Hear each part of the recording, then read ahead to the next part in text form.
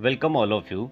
Today we will see new chapter, that is comparing quantities first, ratio and proportion. Okay, first of all we should know what is mean by ratio and what is mean by proportion. Okay, ratio मतलब क्या होता है?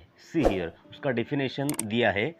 Recall a comparison between two quantities, मतलब दो quantities का comparison of the same kind. Okay, and in the same unit, मतलब दो quantities का कंपैरिजन होना चाहिए और उनका यूनिट भी क्या होना चाहिए, सेम होना चाहिए. By dividing one by other is called as ratio.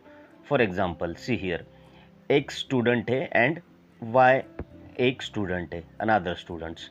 So I am giving 5 pens to X students and 10 pens to Y students. Okay, देखो यहाँ पे जो क्वांटिटी है डिफरेंट है.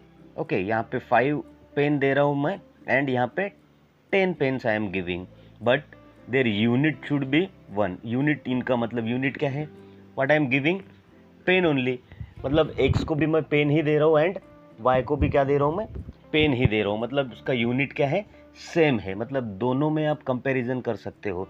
सो एक्स डिवाइडेड बाय वाई निकाल सकते हो आप, मतलब दोनों में कंपैरिजन कर सकते हो. 5 डिवाइडेड बाय 10 रहेगा, x के लिए 5 दे रहा हूँ एंड y के लिए 10. 5 1 जार एंड 5 2 जार, तो 1/2 ऐसा अपन कर सकते हैं. यहाँ पे 5 दे रहा हूँ, यहाँ पे 10 दे रहा हूँ, मतलब इसको कितने से ज़्यादा दे रहा हूँ मैं, 5 pens I am giving extra to y students. Okay, like this we have to compare. Okay, after that see here क्या दिया है आगे, the relation between two numbers given there. The relation between two numbers, say 2 and 3, may be written as, see here, 2 divided by 3. मतलब देखो comparison कैसे, एक के नीचे एक, मतलब एक न्यूमरेटर और अनदर वन इज डिनोमिनेटर, ऐसे कंपेयर कर सकते हैं. 2 divided by 3 as a division, 2/3. देखो ये फॉर्म में 2/3 एज अ फ्रैक्शन. ओके, उसको फ्रैक्शन के फॉर्म में भी लिख सकते हो एंड इसी को ही आप 2/3 को ही कैसे लिख सकते हो, 2:3. मतलब ये हो गया आपका रेशो के फॉर्म में. This is called your ratio. Okay, मतलब 2:2, इसको जो 2 डॉट है इसको क्या रीड करना है, इज 2:3. ये हो गया आपका क्या है, रेशो. ओके, दोनों में कंपैरिजन है, मतलब यहाँ पे 2 है एंड यहाँ पे 3 है, यहाँ पे 3 है, एक से ज़्यादा है तो कंपेयर हो रहा है. Like this you have to compare. Okay, after that see, in general the ratio of two quantities A and B should not be equal to 0. मतलब see here, A divided by अगर B है तो B जो है नीचे का 0 नहीं होना चाहिए. Is the fraction A by B. Okay, and it is written as A:B, जैसे मैंने बोला A:B ऐसे लिख सकते हो आप इसी को ही.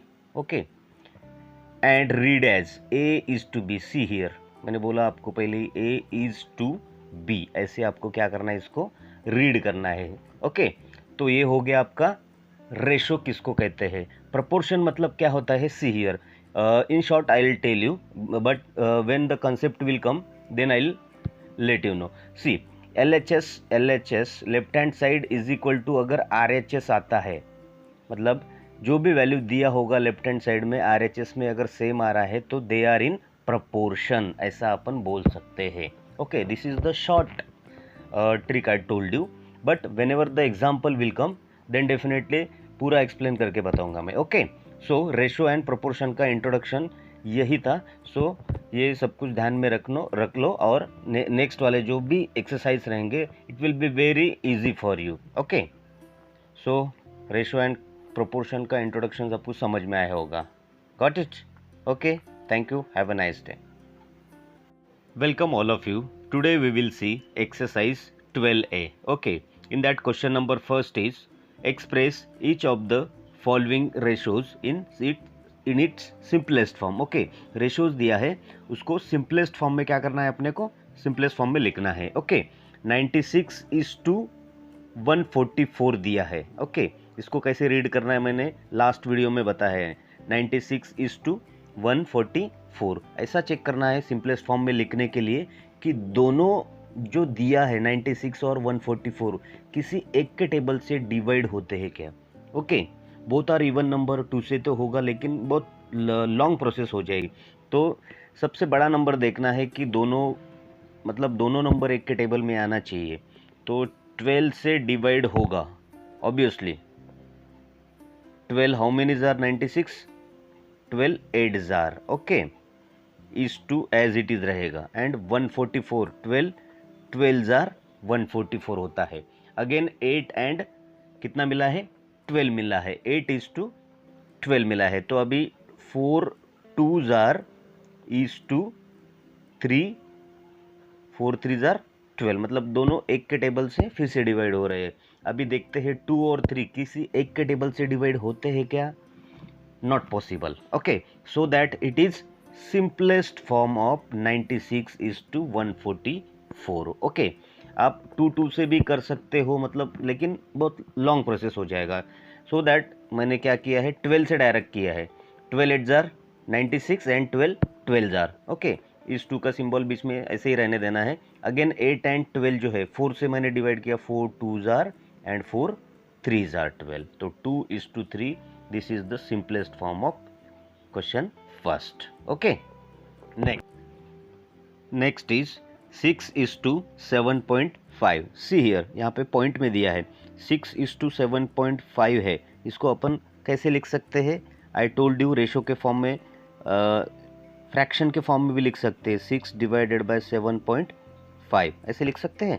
ये पॉइंट अगर हटाना है मुझे, ओके, पॉइंट हटाना है तो क्या करना होगा, डिवाइडेड बाय पॉइंट के बाद कितने डिजिट है, 1 डिजिट ओनली, तो डिवाइडेड बाय 10 करना पड़ेगा। अगर 2 डिजिट रहता पॉइंट के बाद तो डिवाइडेड बाय 100 करना पड़ता, मतलब 75 के, क्योंकि पॉइंट निकल जाने के बाद 75 ही रहेगा ना।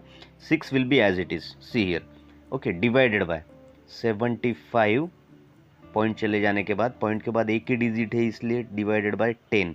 ओके, नेक्स्ट स्टेप में क्या होता है, ये जो नीचे का 10 है ये चले जाता है ऊपर मल्टीप्लिकेशन में न्यूमरेटर के साथ, मतलब 6 इंटू 10, सी 6 इंटू 10 कितना हो गया, 6 10 जार 60 डिवाइडेड बाय 75 इतना बचेगा। ओके, तो अभी दोनों एक के टेबल से अपने को क्या करना है, डिवाइड कर लेना है।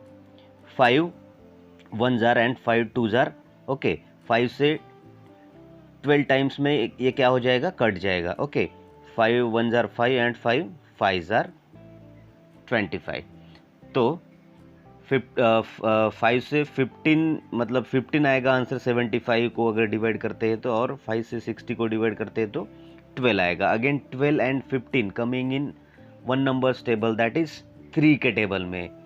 3 4 जार एंड 3 5 3 5 जार, ओके, 5 रहेगा ना यहाँ पे। 4/5 मतलब 4/5 को ही आप कैसे लिख सकते हो, 4:5। अभी दोनों एक के टेबल से डिवाइड होते हैं क्या, it's not possible, so that it is simplest form. Okay, like this you have to solve this question number first. Okay, now question number second देख लो। क्वेश्चन नंबर सेकंड क्या है, a student solve 6 out of 10 problems correctly, मतलब 10 में से कितने problems उसने correct solve किया है। सी, टोटल कितना था, 10 क्वेश्चंस थे, उसमें से 6 ही सॉल्व करेक्ट। यहाँ पे मैं करेक्ट ओके लिख देता हूँ, 6 ही सॉल्व करेक्ट। 10 में से 6 अगर करेक्ट करता है तो ऑब्वियसली 4 क्या रहेगा, इनकरेक्ट ही रहेगा ना, यस और नो रहेगा। व्हाट देखो, a student solve 6 out of 10 problems correctly, what is the ratio of correct problems to incorrect problems. यहाँ पे जो वर्ड टू दिया है, ओके, टू का मतलब क्या होता है,